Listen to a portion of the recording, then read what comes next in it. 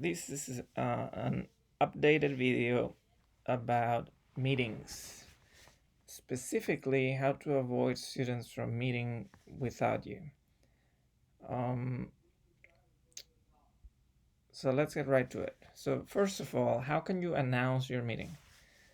There's two ways. The easy way, um, this is the way that you would use if you want to announce your meeting the day off. You could do it ahead of time, but you're gonna see it's gonna get a little cluttered. I am going to go to my Teams, and I'm just gonna post it. I'm gonna create a post, and I'm gonna make it nice and big. I'm gonna make it an announcement, and I'm gonna say ELA meeting at, let's say, 11:30. And you don't have to add the date because the post will have the date, but you could. Let's say that this is gonna be for tomorrow, and I'm gonna say 4/1/20. You have to put something here on. So I'm gonna say meeting and meeting. And I'm gonna send it, and that's it. That's how you can announce your meetings. I know this is not ideal if you have recurring meetings or if you want to announce them way ahead of time, for example, for Friday, because as you post more things, it's gonna get lost. So at the end of the video, I'm gonna give you a second way of posting meetings, much in the calendar actually, but it's a bit more complicated. So I would do that only if you post recurrent meetings or meetings far ahead of time. This is really the easy way of doing it. Now, a meeting has not been created and no one can get into the meeting. This is just a post saying that there's going to be a meeting. Now, how to actually do the meeting? The district has been saying to create a calendar event, schedule a meeting, write a few minutes before it, meet, and then cancel it. I recommend otherwise. If you do that, what's happening is not only if you do it a few minutes ahead of time, they cannot get in the meeting ahead of time. But when you cancel it, as you can see, it will just cross the meeting and say canceled. And you can get into those meetings still. This, for example, was a math lesson from a teacher from Michael. I can still get in it. And if I do, and I arrange for another kid to get in it, we can have a good old chat. So right now I am in it, and I'm waiting for us to join. Now there's no way around that. The only way that I have figured for those meetings to disappear is for the actual student to click on it and remove it from the calendar. But we cannot do that for them. So when you cancel a meeting, they will have it crossed and they can still join. So what to do instead? I recommend that instead of that, since I announced my meeting already, right? And my kids know to be there at 11:30 a.m. Tomorrow. At that time, or 11:25, I start a Meet Now meeting. And with the Meet Now, with that one, the kids are gonna get in.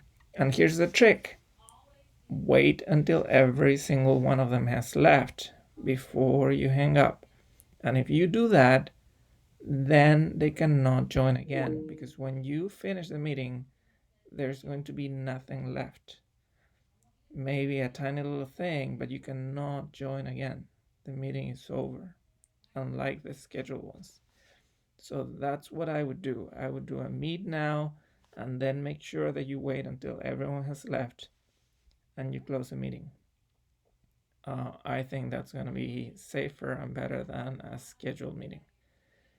The only reason for you not to do this would be if you want presenter permit or rights, but they don't give you much of anything. The only thing that you get with those right now is that students cannot share their screen without your permission. You have to click something for them to share their screen. And there's one more thing that they cannot share, but it's really not worth it. You can just as well ask them, please don't share your screen. So there, but if you really want the permission right, then you would have to go through a scheduled meeting. Now, the other way of scheduling meetings in the calendar, which is a bit more complex, you cannot do it in Teams. If you schedule a meeting in Teams, it's by default a video meeting, and it will have a join button and they can meet in it. So the way to do it is to go to your email. And in our email, here at the bottom, we have a calendar where we can schedule events, and these are not video events. Now, before you do that, though, you may want to create a group with your students. Otherwise, every time you create an event, you're going to have to invite one student at a time. If you create a group, you can give it a name, and then you just invite the name of your group. So I'm going to go to here, groups, those people, and create here where it says new contact. Click on that arrow and create a new group. Contact list, to me, it would make more sense, but it just doesn't work. When you try the contact list, it says that it doesn't recognize the emails. So you're going to create a new group. Give it a name that is unique and easy for you to remember, because when you type, when you invite people, this is where you're going to type there. And if it's something very common, for example, class, there may be other groups with it and it may get more complicated. I'm going to make this group be family 20 for the year 2020. And because I'm going to invite here my daughter and my wife. So that's the name. Now the name, notice that the name is going to be 3245 underscore family 20. That's it. I'm going to create it. And I'm going to invite my daughter to it. And I'm going to invite my wife to it.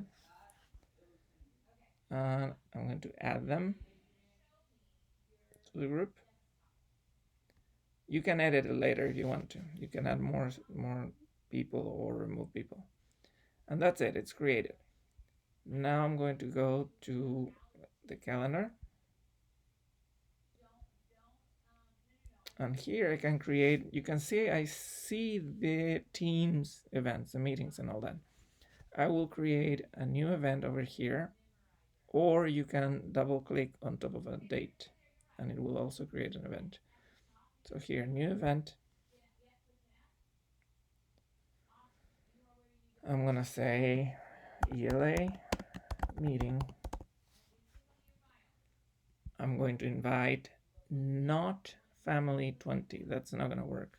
I need to 3245 underscore F for family, and at that point it will appear family 20.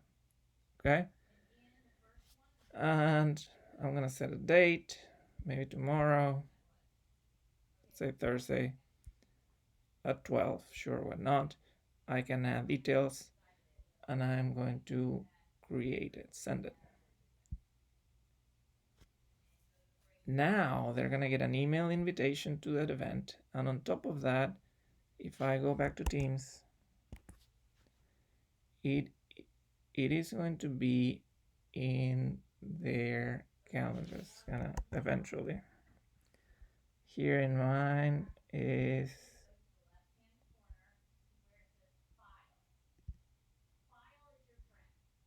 let's see. Oh, here we go. Here we go. ELA meeting at 12, right? And let's see if it's made it to Teams yet. Here it is. ELA meeting at 12. Now, if I click on that, notice that I have no join option. There is no video attached to it. I cannot join. It is just an announcement. I can make those meetings recurring. You can make them, for example, every day at the same time. You can schedule them ahead of time, etc. But it's gonna have no video to go with it. Okay, so what you do is that day at 12, I need to be ready and go to my team and begin a meeting now. Meet now, and then again, make sure that everyone leaves before I close it. Okay, I hope that helps. Bye.